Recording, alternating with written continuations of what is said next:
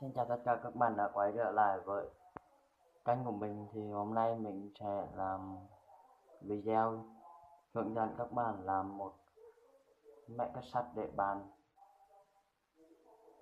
Nếu muốn làm hoàn thành máy cắt sắt để bàn đó thì mình cần một máy cắt gạch và một cái đế mình đã hàn sẵn hôm qua rồi, để dày một phân và một ly, và hai cái cây chân này chân này là dài, mình dùng một sắt hộp cắt dài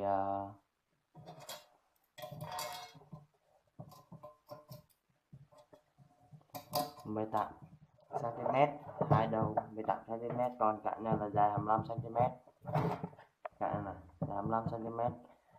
Cái này mình cắt là 14 cm để kề cao mạnh này, và một cái bản lề cơn nhôm, và 6 con ốc bắn tôn, một bút chì để in dấu. Mình tiến hành làm nữa.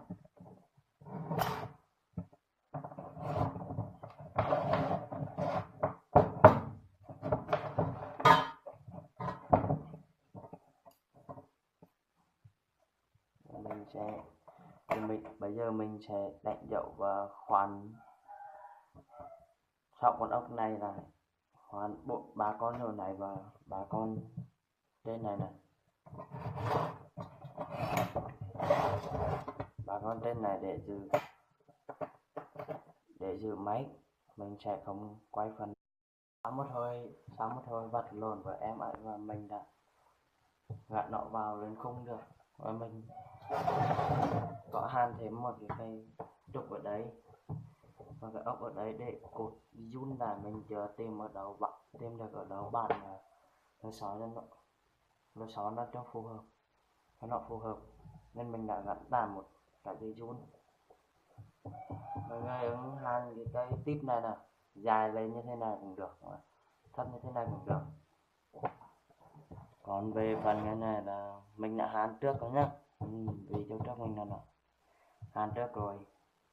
Bây giờ mình sẽ test cho mọi người xem.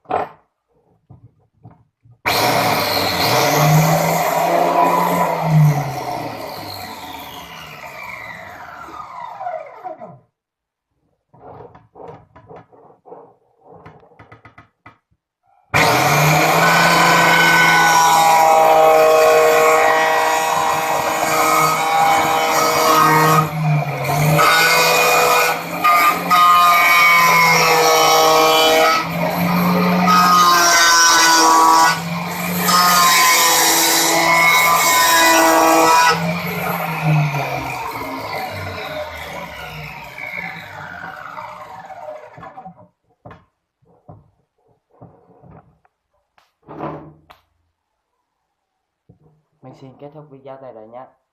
Nếu mọi người thấy ngạn mẹ cách để bàn mình từ chế này thấy hữu ích, mọi người ủng hộ mình bằng cách like cũng như chia sẻ và đăng ký để ủng hộ kênh đạt 1.000 người subscribe nha mọi người. Mình cảm ơn.